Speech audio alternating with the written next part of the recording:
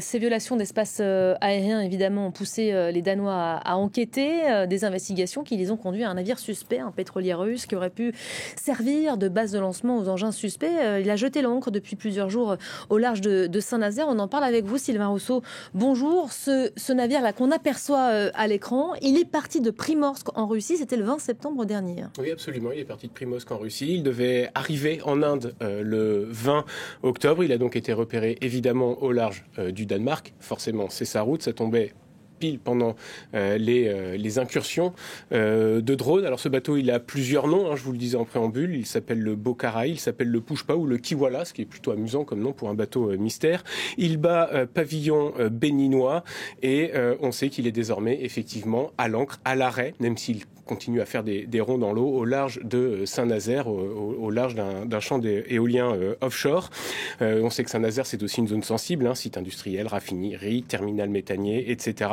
Il est suivi en permanence par un patrouilleur français et on sait que lorsqu'il a été accosté par la marine française, eh bien, ce bateau s'est dévié vers l'est pour justement arriver dans les eaux internationales, ce qui fait qu'on ne peut pas l'arrêter à l'endroit exact où il est. Et effectivement, ce bateau, il apparaît dans l'enquête menée par les autorités danoises lors des survols de drones. Selon la presse danoise, je vous le disais, ce pétrolier a traversé les eaux du Danemark. Ici, en France, le parquet de Brest a ouvert une enquête ouverte donc pour défaut de documentation de la nationalité et du pavillon du navire et évidemment refus d'obtempérer. Ça veut tout simplement dire que l'équipage n'a pas été en mesure ou n'a pas voulu fournir des documents attestant de la nationalité du navire ni se conformer aux instructions des autorités françaises.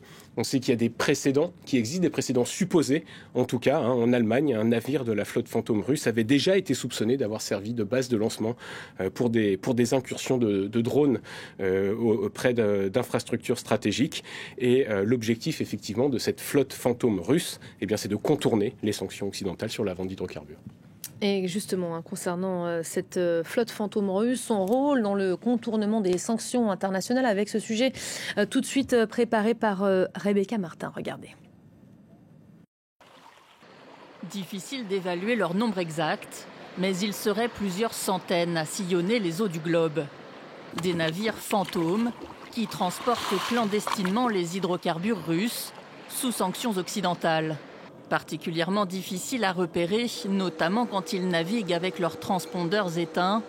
Ils sont parfois interceptés par les Européens, comme ce pétrolier arrêté en avril par les autorités estoniennes, car naviguant en toute illégalité au large de Tallinn, la capitale. Au cours de l'année écoulée, un certain nombre de bateaux ont navigué dans le golfe de Finlande sans documentation appropriée. Et on peut affirmer assez clairement qu'ils faisaient partie de la flotte fantôme qui utilise la mer Baltique pour transporter des marchandises, ce qui est interdit.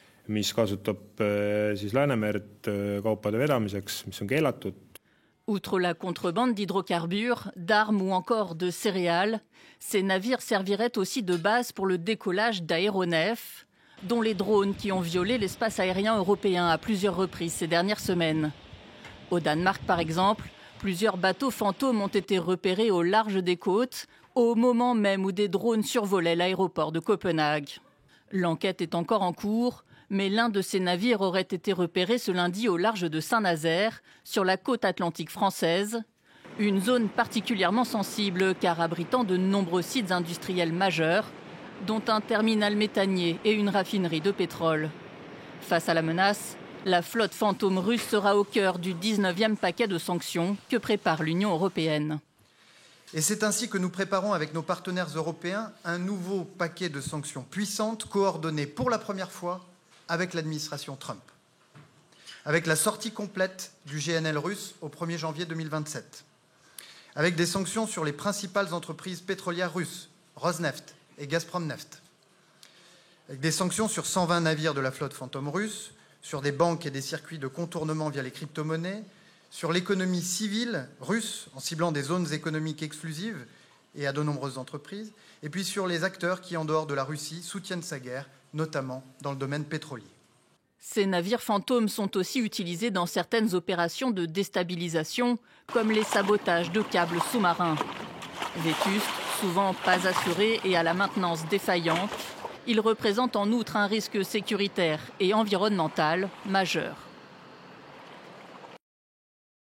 Sylvain, on va approfondir un peu le sujet. Qu'est-ce qu'on sait précisément sur le fonctionnement de ces navires? Le chef de l'État commentait il y a quelques instants et parlait de 800 à 1000 navires au sein de cette flotte. Alors déjà, ces navires, on sait qu'ils ont été acquis d'occasion et massivement au début de la guerre en Ukraine par l'un des bras droits de Vladimir Poutine, qui s'appelle Igor Sechin, un ancien membre du renseignement militaire soviétique russe, devenu aujourd'hui PDG de Rosneft, l'une des sociétés pétrolières les plus importantes du pays. On sait que d'après un think tank ukrainien, l'opération aurait coûté autour de 10 milliards de dollars. On sait que ces bateaux sont vétustes, non immatriculés, non assurés, qu'ils changent régulièrement de mandataire, qu'ils utilisent des pavillons de complaisance et qu'ils n'ont pas d'équipage identifié, ce qui leur permet de patrouiller dans les eaux du monde entier.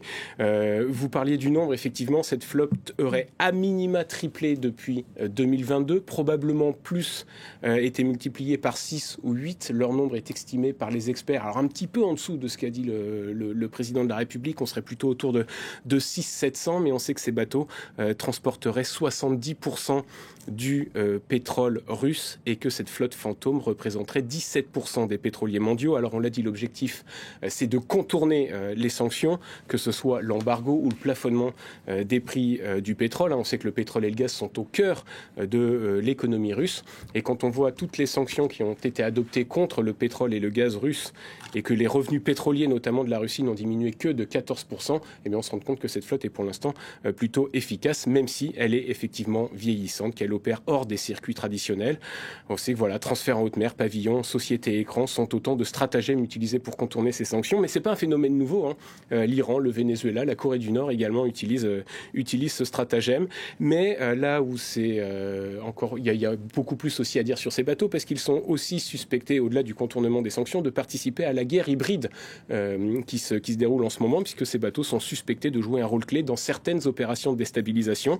On pense au sabotage de câbles sous-marins, à du renseignement. On sait que ces bateaux ont des systèmes de communication qui ne sont pas du tout en adéquation avec leurs fonctions, ils sont surdéveloppés, ou encore, on l'a dit, les opérations de survol de drones.